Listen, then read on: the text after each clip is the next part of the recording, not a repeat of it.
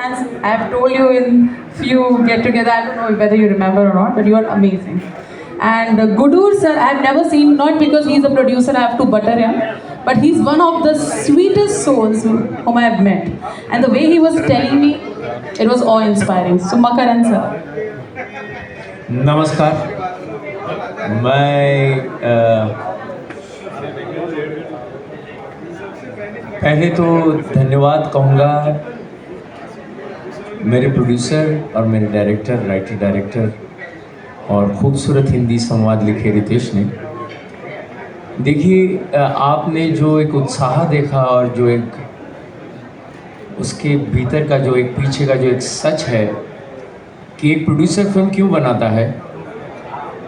अगर समाज की सेवा के लिए भी अगर बना रहा है और उस सेवा के ज़रिए अगर हमें इतिहास का पाठ भी पढ़ा रहा है और उसके लिए सिनेमा जैसे इस माध्यम जिसे हम कहते हैं सिनेमा है क्या, तो सिनेमा आपको रियलिटी जो वास्तव है उसके करीब ले जाता है।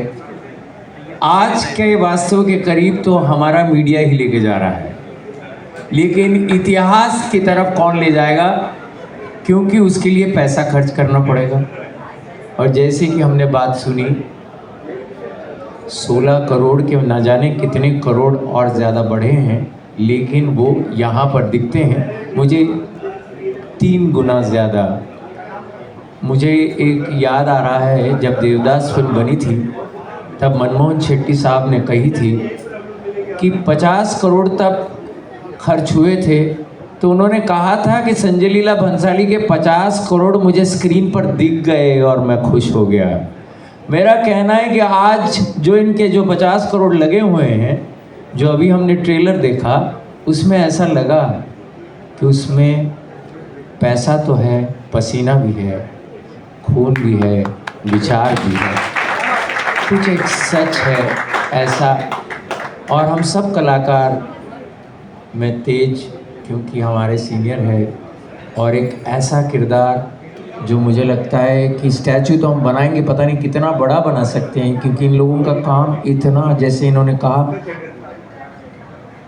भारत को साथ रखने के लिए यदि आप थोड़ा सा पढ़ भी ले इसके बारे में तो आपको समझ में आ जाएगा कि जो निज़ाम मैंने किया है, जो रज़ाकार है, जो कि एक रज़ाकार एक ऐसी सेना थी, आपको इतना ही बता दूं कि स्वतंत्र भारत के बीच आ रही थी विरोध करने के लिए, जो एक आम नागरिक की सेना थी जो हथियारों से लैस थी, जो कि मार सकते थे।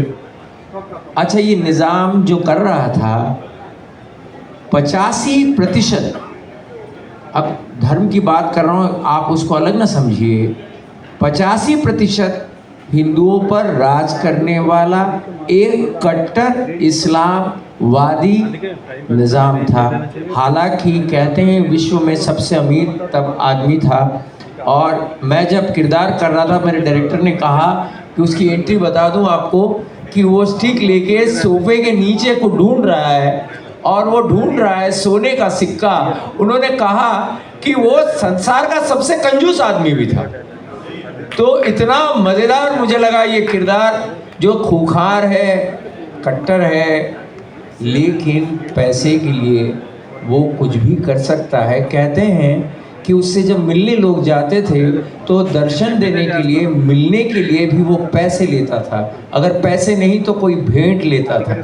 तो ऐसा किरदार इन्होंने मुझे दिया है। मैंने अपने हिसाब से, मेरे डायरेक्टर के बारे में इतना बता दूं कि मुझे बड़ी आदत होती है बहुत ही साधारण सी चीज़ें करने की। अब इतिहास पर क्या होता है, कुछ किरदार ऐसे होते हैं जिसका कोई वीडियो उतना होता नहीं है, तो आदमी सोचता ही रहता है कि ऐसा आदमी क्या कर सके। तो मुझे ऐसा लगा था कि वो स्टिक जो उसके हाथ में है, कहते हैं कि ये किरदार अपना पेपर वेट की जगह हीरा रखता था। ये इतना पैसा था उस आदमी के पास, तो उसकी जो स्टिक थी उस पर वो हीरा लगा हुआ था, लेकिन वो उससे अपने पैर में जब खुजली हो तो उससे कुरेद था। तो वो जब मैंने करना शुरू किया, मेरे डायरेक्टर को बड़ा मज़ा आया। तो ऐसी कई चीज़ें हम करते हैं। अच्छा, सिगरेट वो पीता था जिसमें फिल्टर नहीं था। हाँ, अब नाम विज्ञान हो जाएगा, पर फिर भी एक विज्ञापन ना हो, लेकिन चार मीनार सिगरेट पीता था। और जिसकी मतलब वो तंबाकू अंदर ही रह जाता था, तो जब उसको कोई दूसरी सिगरेट भी ऑफर करे तो भी वो अपनी चार मीनार ही पीता था, क्योंकि हो सकता है पैसा ज़्यादा खर्च ना हो, ये भी हो सकता है, वही काम होगा। लेकिन एक ऐसा किरदार करते समय मेरे जीवन में मेरे ख्याल से इतिहास का ये पहला किरदार मैंने किया। और मैं इतना ही कहना चाहूँगा कि किरदार स्क्रीन पर हो सकता है कि बहुत ही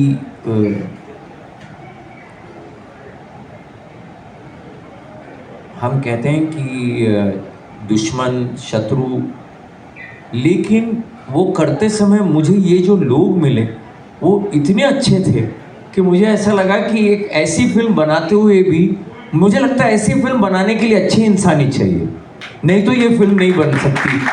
और इन्होंने सच कहा, हम कई सालों से काम ज़रूर करते आए हैं। यहाँ बैठे हुए कुछ हमारे मित्र हैं, ज्योति बैठा हुआ है, जो मीडिया के बहुत पुराने लोग हैं, जिनके साथ हमने बहुत काम किया है, लेकिन उसके बावजूद कोई एक स्टार नहीं, कोई स्टार नहीं। और वो ले सकते थे, पैसे तो थे,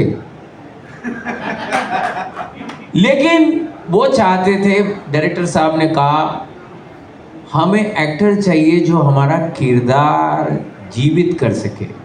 और मुझे लगता है ये बहुत ही सराहनीय बात है कि हम जैसे हमें लगता है कि हम एक्टर हैं, तो हमें मौका दिया, क्योंकि हर किरदार करने के बाद एक्टर की कद और बढ़ती है, किरदार के बिना नहीं बढ़ सकती।